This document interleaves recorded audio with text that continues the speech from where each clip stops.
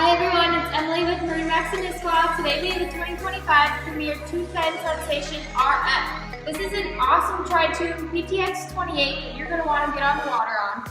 We have black panel exterior with moonstone railing. We also did some black skirting and black quarter caps with flip up cleats, making this look really nice. It's powered by a Mercury 150 engine.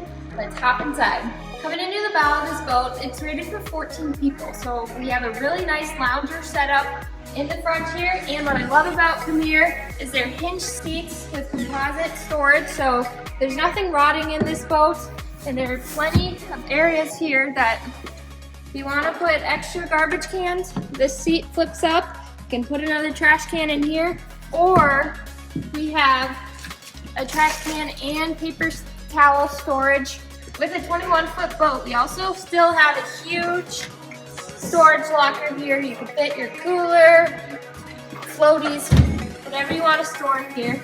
And coming to the helm of the boat, you have your captain and your co-captain seat. A really nice layout here, plenty of space. You have really nice high backrest with Premier, making the ride extra comfortable. At the helm here, we have our carry-on audio, phone chargers, analog gauges with the Hummingbird fish finder.